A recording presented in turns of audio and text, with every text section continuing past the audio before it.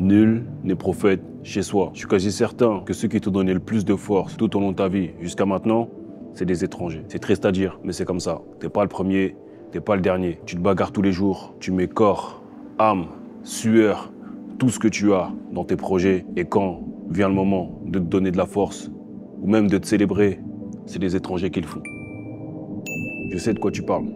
Je sais ce que c'est. Je l'ai vécu à maintes reprises. Je le vois encore aujourd'hui. C'est gratuit, c'est même pas payant, c'est gratuit.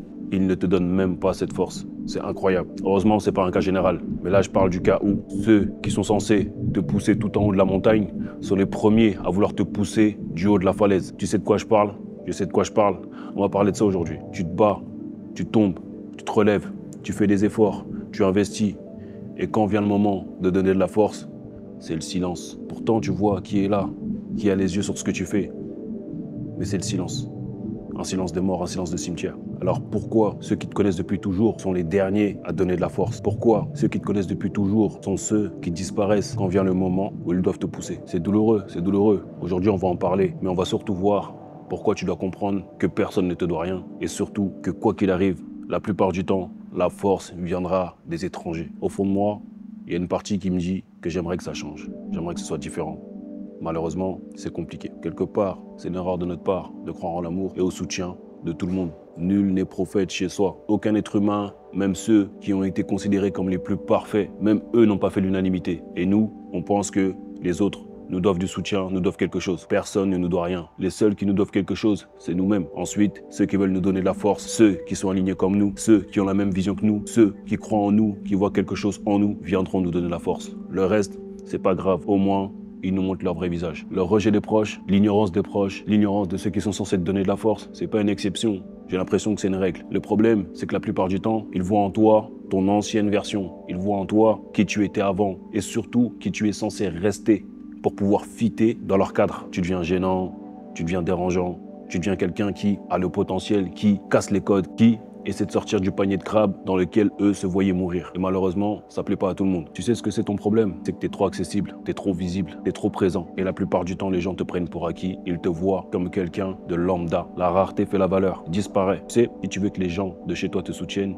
sois validé ailleurs. C'est ce que je dis tout le temps. Sois validé ailleurs et le reste suivra. Parce qu'en attendant, t'es juste quelqu'un qui a grandi au même endroit qu'eux. Juste une graine qui a poussé au même endroit qu'eux. Quelle raison ils ont de te voir différemment? Pourquoi? Parce que t'as de l'ambition. Et le niveau d'ambition que tu as, la chaleur du feu que tu as en toi, il n'y a que toi qui le ressens. Tout ça, il n'y a que toi qui le sais, il n'y a que toi qui est au courant. Eux ne le savent pas. Eux, peut-être qu'intérieurement, ils sont morts, ils sont finis. Mais toi, tu as des attentes vis-à-vis de ça. Tu as des attentes vis-à-vis d'eux. Tu sais, il y a une phrase qui dit « On ne croit pas aux héros qu'on a vu échouer ». Tu sais, tant que tu n'as pas réussi, tant que tu n'as rien accompli, tu es absolument personne. Tant que tu n'as pas atteint un niveau auquel tu seras indubitablement vu comme quelqu'un de spécial, d'exceptionnel, tu ne seras personne. Même si tu es un génie et même s'ils le reconnaissent, tant que tu n'as pas atteint un niveau, tu ne seras personne. Il n'y aura qu'une minorité de personnes autour de toi qui le verront et qui potentiellement pourront te donner la force.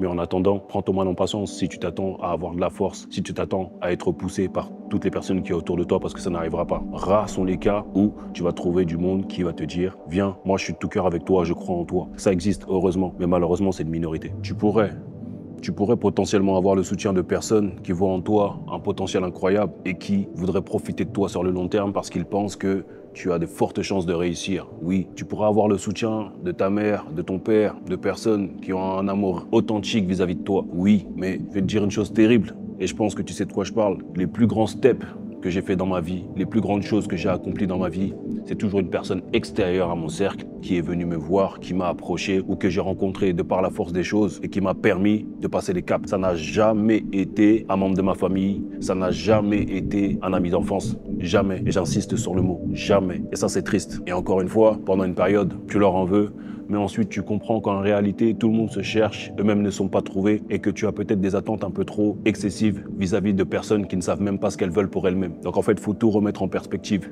Nul n'est prophète chez soi. La plupart du temps, pour accomplir les plus grandes choses, les plus grands objectifs de ta vie, tu seras obligé de sortir de là où tu es. Tu seras obligé de sortir de là où tu es. Un exemple tout bête. Combien de talents meurent dans nos quartiers? Pourquoi? Pourquoi de nombreux talents meurent dans nos quartiers? On en connaît énormément, que ce soit dans le foot, dans le basket ou à l'école. J'en ai vu énormément de personnes. J'ai vu énormément d'étoiles s'éteindre. Parce que ce n'est pas des milieux où, de façon générale, où les gens vont se pousser vers la réussite. Les gens t'aiment tant que tu es dans la même merde qu'eux. Dès que tu commences à vouloir sortir du panier de crabe, dès que tu commences à vouloir faire des choses différemment, dès que tu commences à vouloir mettre des choses en place, c'est pas les personnes de ton environnement. Et encore une fois, je le dis, c'est pas général, mais c'est pas les personnes de ton environnement qui vont te donner de la force, qui vont te pousser. Bien souvent, cette force, tu vas être obligé de la quémander. Et ça, c'est pas normal. Ça, c'est quelque chose que moi, j'aimerais voir changer de mon vivant. T'es pas obligé de quémander la force. Un like, ça te coûte quoi? Un partage, ça te coûte quoi? Malheureusement, c'est comme ça. Et ce qui est paradoxal, c'est que quand toi, ce que tu fais, ça commence à prendre et tu commences à atteindre un certain niveau, et de par ce niveau, tu commences à avoir un certain impact, tu commences à avoir une certaine influence, malheureusement, là, ces mêmes personnes qui ne te donnaient pas de la force à ton point de départ commencent à penser que la force que tu dois leur donner devrait être automatique. Tu comprends? C'est ce qui est paradoxal. Tu ne dois rien à personne. Quand tu t'es fait tout seul, tu ne dois rien à personne. Personne ne se fait tout seul, certes. Mais quand les premières personnes qui t'ont porté, les premières personnes qui ont eu la bonté, qui ont eu le bon cœur de te donner de la force, c'est des étrangers. Les personnes qui ne l'ont pas fait doivent impérativement rester à leur place. Et même si vous êtes du même sang, même si vous avez le même sang, ces personnes-là doivent rester à leur place. Et malheureusement, c'est comme ça. Moi, c'est comme ça que je vois les choses. Et je te donne des exemples concrets et personnels. Fut un temps, j'étais artiste. Quand j'ai commencé le rap, il y a énormément de personnes qui disaient que c'était nul, que ça irait nulle part, que ça ne ferait rien. Mais je pense encore une fois qu'ils ne savaient pas à qui ils avaient affaire, parce que moi, je suis têtu et déterminé. Quand j'ai envie de faire quelque chose, je le fais. Et si je le fais, c'est pour bien le faire. Sinon, je le fais pas. Ça n'a pas de sens pour moi. Du coup, les années passent, je passe des steps, je fais ma musique, quelques concerts. Je commence à faire mes clips tout seul. Je commence à m'enregistrer tout seul. Le temps passe, je progresse. Et puis là, il commence à y avoir un petit engouement. Les gens reconnaissent, les gens écoutent, ça tourne. Je suis présent sur les réseaux, à l'époque de Skyblock, MySpace. Bref, je te la fais courte. Quand j'organise des clips, il y a même des amis à moi, des frères, en tout cas, comme je les considérais à une époque, ils arrivent en retard au clip, ou ils ne viennent pas, ou ils ne préviennent pas en fait. C'était plus compliqué d'organiser un clip parce que je comptais sur mes frères pour être là, pour me soutenir, que d'organiser le clip en lui-même, techniquement. Et ça, c'était pas normal. Ça le prenait à la rigolade, ça le prenait pas au sérieux, ça des fois boycottait. Et à cette époque-là, t'es jeune, tu te dis, ah, ils sont bizarres les frérots, ils soutiennent pas. Mais malheureusement, ou heureusement, moi je suis quelqu'un de têtu, c'est-à-dire que quand tu fais ça, pour moi, c'est un signe qu'il faut que soit je le fasse tout seul, ou soit que j'y aille encore plus fort. Et d'ailleurs, merci à vous pour la force. Merci pour ce fuel que vous m'avez transmis toutes ces années. Donc, ce qui se passe, c'est que les années passent, puis je vois qui est vraiment là, qui n'est pas vraiment là. Il y en a qui boycottent dans la ville, il y en a qui calculent pas, ou il y en a qui voient le danger, donc ils font comme s'ils n'ont pas vu, mais ils sont là à guetter du coin de l'œil. Les années passent, je commence à bosser avec des personnes sur Paris ou autres. On commence à me voir dans des collaborations avec Omar Digno. Voilà, je vais pas citer trop de blase, mais l'histoire est que, à un moment donné, les mêmes personnes qui venaient difficilement me soutenir ou partager difficilement quand je sortais des clips, le jour où ils ont entendu que j'allais sortir un projet avec Def Jam France, Universal Music, j'ai organisé un clip, et crois-moi, tout le monde était là à l'heure, d'accord? Tout le monde était là à l'heure, tout le monde était impliqué, et c'est là que je me suis dit, ah, donc en fait, ils attendent de voir sur un de mes clips Def Jam France pour se dire, ah, il y a quelque chose, là, on est avec lui, là, c'est notre gars. C'est même arrivé à mes oreilles que les personnes qui disaient que ce que je faisais à mes débuts, c'était nul, quand ils ont vu ça, bah, c'était les premiers à dire, ah, lui, c'est un gars de chez nous, lui, il vient de chez nous, tu comprends? C'est comme si les gens, dès que tu arrives à un certain niveau, les gens veulent absolument dire que lui, il est à nous, il nous appartient, ça vient de chez nous, ça. C'est une espèce de fierté mal placée. Et c'est triste, parce que normalement, les premières personnes qui doivent te donner la force, c'est les tiens. Malheureusement, ce n'est pas comme ça que ça se passe. Je pourrais te donner le même exemple par rapport au basket ou par rapport au streetball, par rapport à d'autres choses que j'ai fait dans ma vie, mais on va aller directement sur les réseaux sociaux. Quand j'ai arrêté le rap, quelques années sont passées, et puis un jour, j'ai eu besoin de trouver une activité de substitution à ça.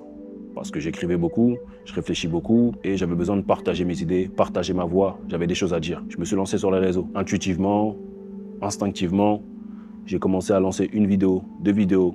Et les premiers retours directs ont été « Ah, c'est pas mal ce que tu fais, c'est intéressant. » Mais maintenant, derrière, j'ai entendu, j'ai eu les échos d'hypocrisie. « Ah, Young, il a serré, qu'est-ce qui lui arrive? Il commence à faire des vidéos, il parle sur Internet. Ah, c'est nul, ah, c'est bizarre, pourquoi il fait ça, etc. » Quand tu as 3000 followers, ça n'a pas de sens. Mais ça commence à parler à certains. Et d'ailleurs, ceux qui me donnent la force depuis le début et jusqu'à maintenant aussi, les nouveaux qui viennent d'arriver, merci à vous pour la force. Vous êtes des braves. Mais quand tu n'as personne qui te suit, tu es un clown. Tant que tu n'as pas atteint un certain niveau, tu es un clown aux yeux des gens. Et malheureusement, tu es un clown aux yeux des personnes qui sont proches de toi. Comme tout le monde, on est là, on observe qui partage, qui ne partage pas, qui calcule pas. Et c'est pas grave. Avec du recul, tu te dis que c'est pas grave. Il n'y a pas de problème. Vous avez le droit. Mais nous aussi, on a le droit de prendre des décisions vis-à-vis de vous. C'est surtout ça qu'il ne faut pas oublier. Donc les années passent. Moi, j'avais mon plan. J'ai exécuté, discipline, constance. Ça prend. On arrive à 10 000, 20 000, 30 000, 40 000 followers.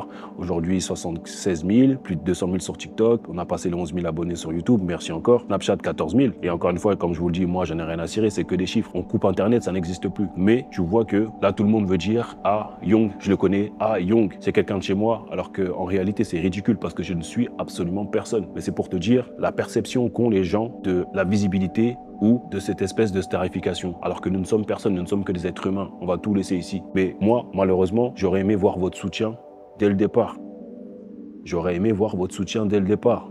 Parce que vous êtes les personnes que j'aime le plus. Normalement, mon soutien, je veux le recevoir des personnes que j'aime le plus, des personnes que j'estime le plus. Parce que pour moi, nous sommes dans le même bateau, nous sommes dans la même barque. Alors pourquoi? C'est les personnes que je vois sur des canoës à côté de ma barque qui viennent et qui me demandent est-ce que je peux monter pour donner de la force? Est-ce que je peux monter sur ton bateau pour ramer avec toi? Alors qu'il y a déjà des personnes sur mon bateau, mais qui sont là, qui sont assis sur leur téléphone et qui ne me calculent pas. Et c'est des étrangers qui veulent se greffer à mon équipage pour pouvoir ramer avec moi et aller dans ma direction. C'est pas normal. C'est pas normal, la famille. Si tu m'aimes, donne-moi du soutien, un like, un partage, ça te coûte quoi? Mais aujourd'hui, quand toi, tu arrives à un niveau où tu as plus de reach et que eux commencent à faire des choses, ils estiment que tu dois leur donner de la force parce que tu as la possibilité de les aider. Mais je te dois rien. Je te dois rien. La vérité, c'est ça, tu vois.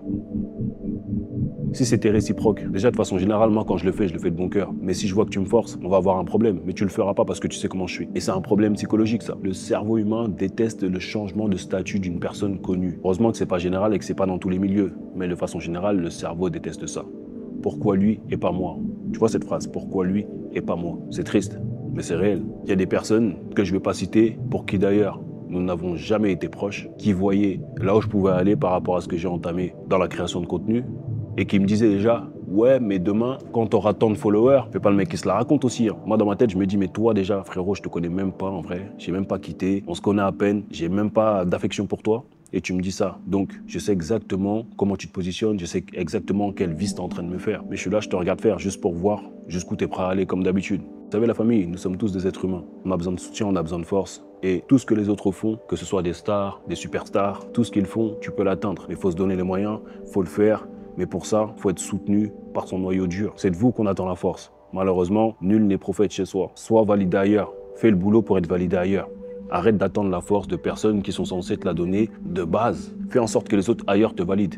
Et tu verras automatiquement que les personnes qui sont censées le faire à la base le feront par dépit, par obligation. Parce qu'ils se diront que c'est pas normal que nous donnons pas de force alors que les étrangers sont en train de le faire. Et quand il va arriver en haut, en fait, les gens ils vont dire que nous on n'a rien fait et ils vont se sentir mal. Obligé de passer par ce genre de vice-là. Va chercher la force ailleurs et le reste il va suivre. Et même s'il ne suit pas, tu auras déjà atteint un step là où tu n'auras plus besoin de force. Comme ils disent souvent, la force c'est maintenant. La force, c'est maintenant, après, c'est trop tard. Alors, reconnais ta valeur, va là où tu es reconnu et pas juste là où tu es toléré. Je répète, va là où tu es reconnu et pas juste là où tu es toléré. S'ils ne veulent pas te donner de la force, ils ont le droit, c'est pas grave. Mais toi, tu as le droit de les ignorer quand tu es arrivé à un certain cap. Va chercher la force ailleurs. Va chercher la force ailleurs. La plupart du temps, c'est des étrangers qui vont te donner de la force. C'est un étranger qui va te tendre la main la plupart du temps pour te dire « Viens, sors de ton cadre là. Regarde, toi, tu as tel talent. Regarde, toi, tu as tel pouvoir. Là, tu es en train de t'éteindre. Tu vois pas tous les crabes qui sont là, qui sont en train de te tirer les pattes pas que tu sortes de là où t'es. C'est un crabe étranger qui va te tendre sa pince pour te sortir du panier de crabes dans lequel tu es. Et c'est triste. Tout le monde voit le talent de tout le monde. Et même si tu ne le vois pas, quand tu as des proches qui passent leur temps à te dire « Moi, je veux faire ça, moi, je veux faire ça, moi, je veux faire ça », qu'est-ce que ça te coûte? Un like, un partage, en parler autour de toi? Absolument rien, c'est gratuit. Donc reste concentré, crois en toi. C'est pas parce qu'ils t'applaudissent pas que tu n'es pas en train de briller. Par contre, quand tu commences à briller, regarde qui n'applaudit pas. Si tu as quelqu'un autour de toi qui a de l'ambition, donne-lui de la force. Si c'est toi-même qui as de l'ambition, n'attends pas de la force des personnes proches de toi.